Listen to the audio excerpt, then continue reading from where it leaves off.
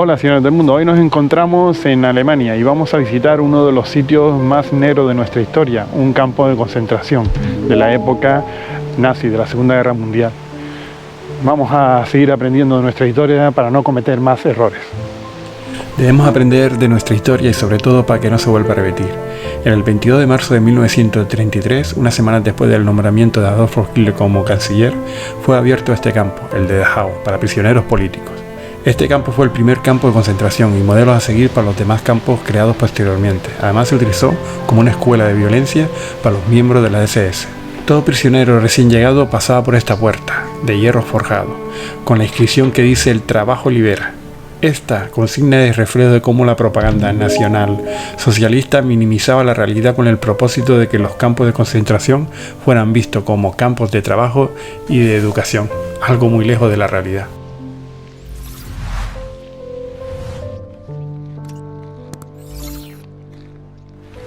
El campo de concentración de Dachau se mantuvo abierto 12 años.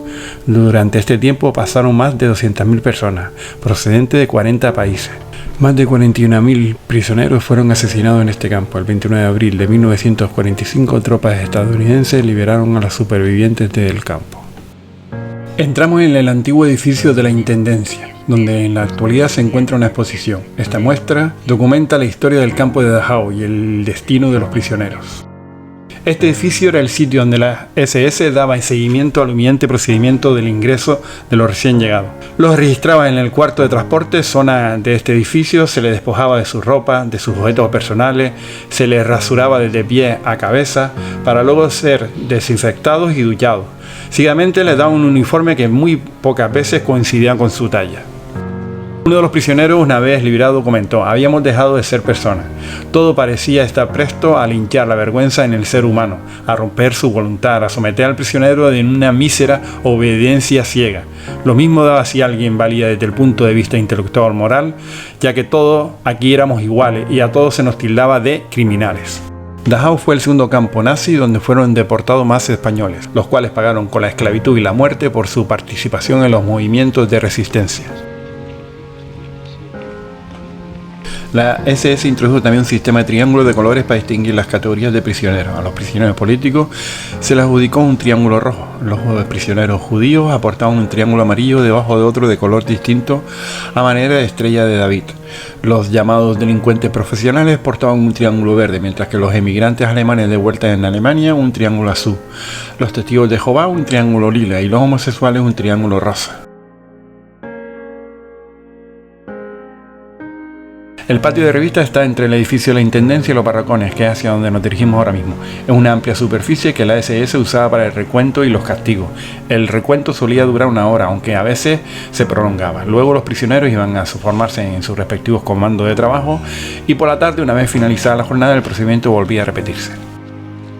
Como parte de las obras de ampliación del campo, la SS dispuso que se edificara un complejo de 34 barracones. Este conjunto está compuesto por 4 barracones funcionales y 30 barracones para alojamiento de los prisioneros. Los 2 edificios abiertos al público, que son los que estamos visitando ahora, son reconstrucciones que datan de 1965.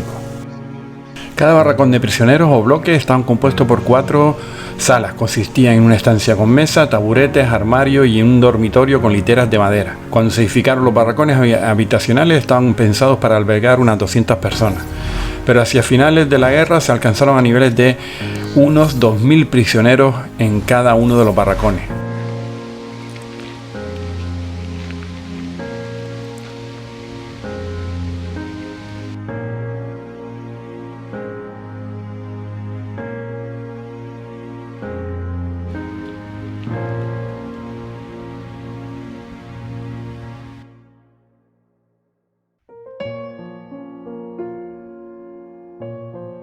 Los prisioneros se ubicaban en los barracones por categoría, al principio los alemanes y a continuación los países ya ocupados, y en los últimos barracones iban los judíos, los polacos y los soviéticos, siempre en peores condiciones. Bueno, aquí encontramos 3 capillas, la católica en el centro, en la izquierda sería la evangélica y a la derecha, a la cual nos vamos a dirigir ahora, pues sería la judía.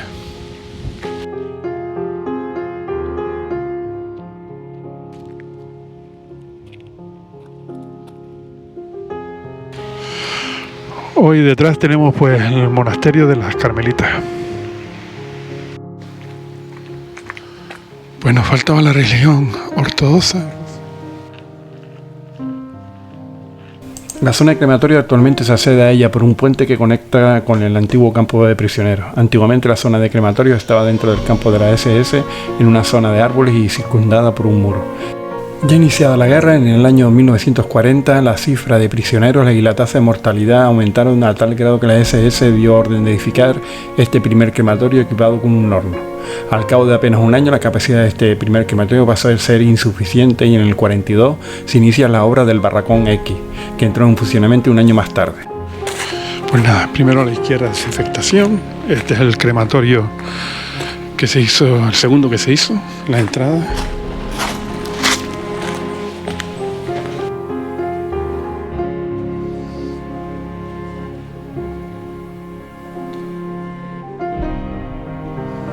Entramos en la cámara de gas camuflada, como cuarto de ducha, si bien no cabe la menor duda de que el Barracón X, el que estamos visitando, fue concebido para el exterminio masivo de reclusos. En el campo de concentración de Dachau no se practicó el homicidio masivo de personas con el gas letal. Aún no está muy claro por qué la SS se abstuvo de usar como estos fines esta cámara de gas en perfecto funcionamiento, pero según un informe testimonial es probable que en 1944 algunos prisioneros hayan sido víctimas del gas.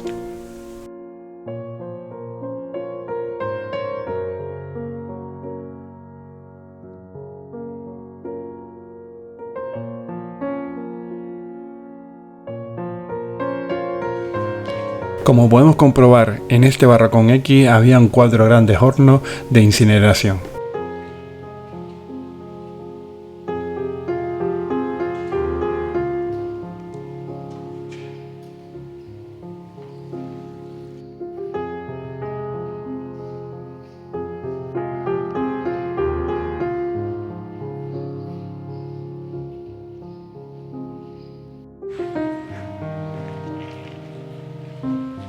Ahora nos encontramos visitando las cámaras que se usaban para la desinfección de la ropa.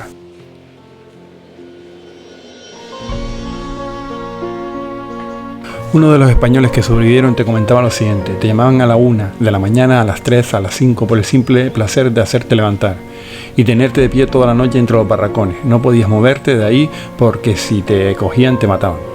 Te llevaban a la desinfección, a la ducha fría y se salían 60 del barracón. Cuando volvían no había más de 20, los demás habían caído por el camino.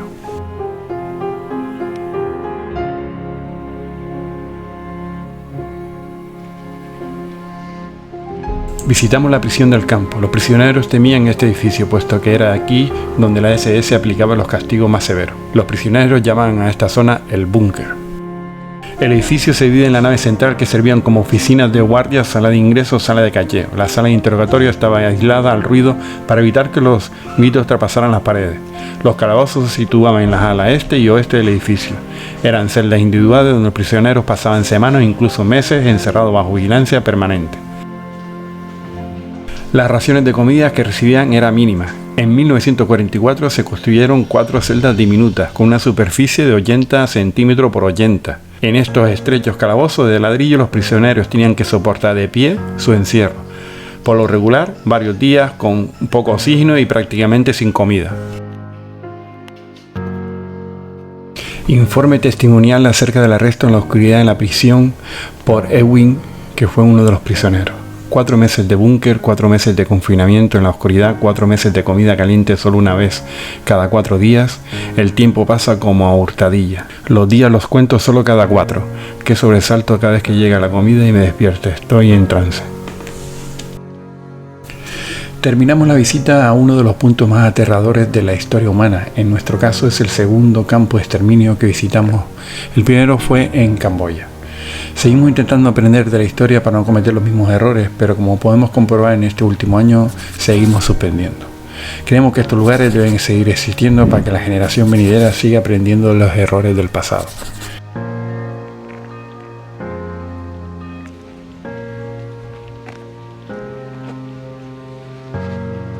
Ya sabéis, si os ha gustado el vídeo, esperamos tu like. Ha sido un placer. Recuerda que si aún no te has suscrito, te esperamos. Activa la campanilla para estar al día en nuestras publicaciones y recuerda dejar tus comentarios en estas cajitas que están en la parte inferior. Y pura vida y hasta el próximo vídeo, viajeros.